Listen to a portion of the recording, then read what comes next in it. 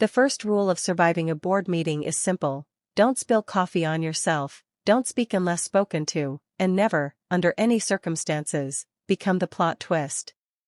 Unfortunately for me, I have never been good at following rules written by people who don't know my life. One minute, I was sitting quietly at the far end of the glossy conference table, pretending not to exist, typing notes like my landlord's spirit was hovering over my shoulder, which it absolutely was. The next minute, my cold-hearted, emotionally unavailable, dangerously handsome boss looked at 12 powerful board members and said, in his calm, billionaire who never checks price tags voice, "My wife will explain the numbers." Time slowed.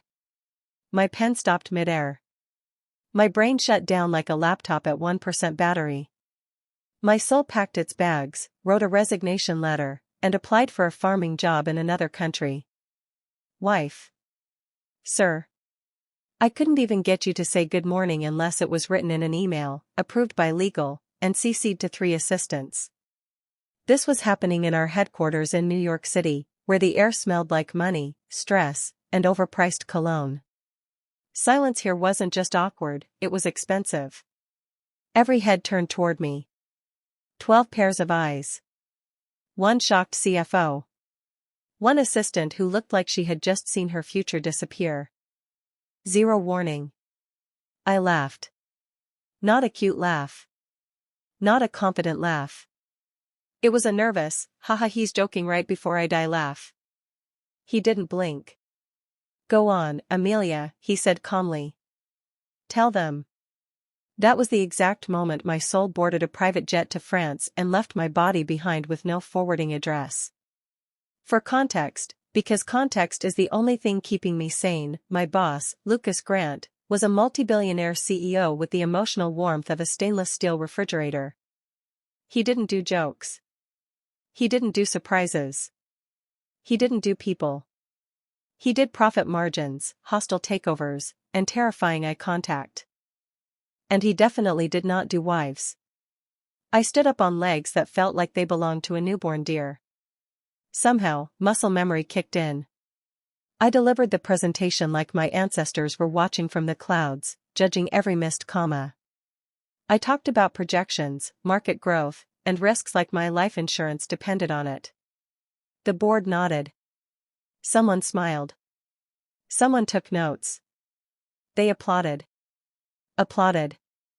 One of them even said, "Congratulations, Lucas. Your wife is brilliant."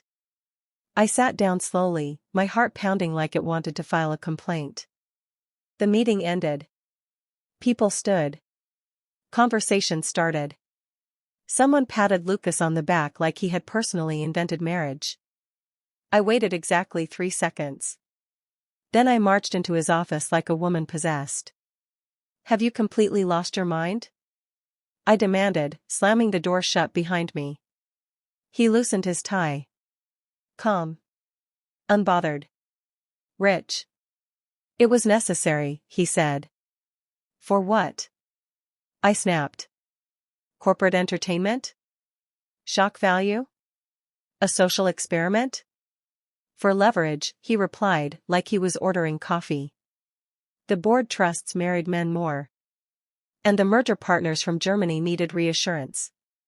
I stared at him. "So you used me as reassurance?" "Yes." I blinked. "I'm your employee. Not your imaginary spouse." His jaw tightened slightly. "You signed an NDA." That sentence landed harder than anything else. Because he was right. And because I realized something terrifying in that moment. This wasn't a mistake. It was planned. Over the next few days, the lie grew legs, a passport, and a social media presence. Articles appeared online hinting at Lucas Grant's mysterious wife. Invitations arrived addressed to Mr. and Mrs. Grant. Someone from PR asked me what my favorite color was for branding consistency. At a charity gala, Lucas placed a hand on my waist like it belonged there. Like it had always been there. My entire nervous system rebooted. And the worst part? He never apologized. But he also never let anyone disrespect me. When an executive snapped at me, Lucas shut it down with a look that could bankrupt nations. When someone questioned my authority, he said, "She speaks for me."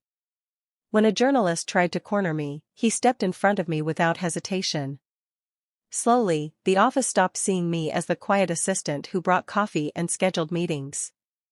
They saw me as power adjacent. And power adjacent is a dangerous place to stand. People smiled more. People listened. People suddenly cared what I thought. I had access to rooms I had never stepped into before. Decisions I used to type out were now mine to influence. I told myself it was temporary. I told myself it meant nothing.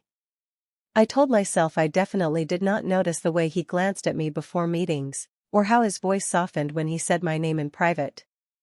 One night, after a 12-hour event that involved donors, champagne, and pretending not to panic, I finally asked the question burning in my chest.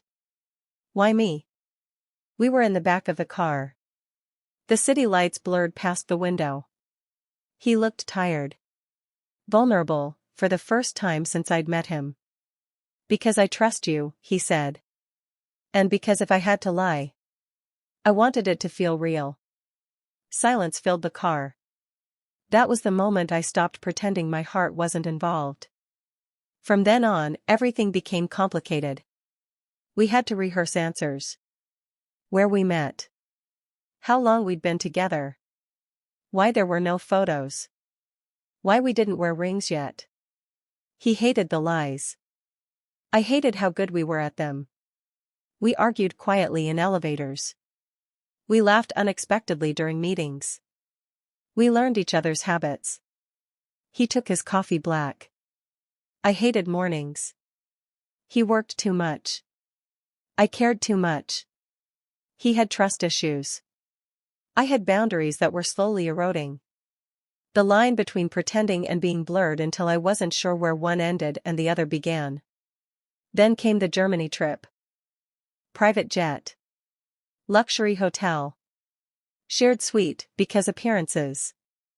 I slept on the couch the first night. He pretended not to notice. The second night, we talked until 3 a.m. about childhoods, regrets, and things we'd never told anyone. By the third night, pretending felt like the lie. The press loved us.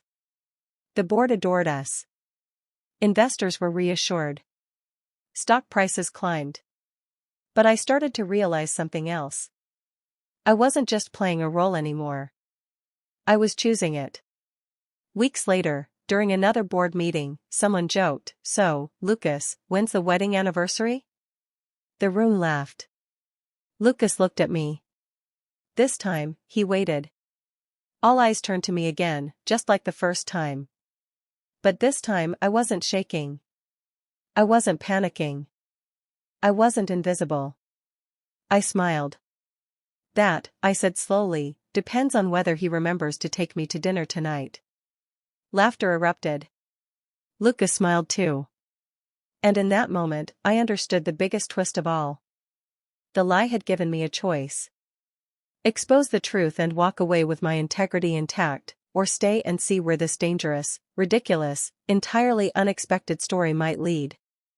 And for the first time in my life, I didn't know which ending I wanted more.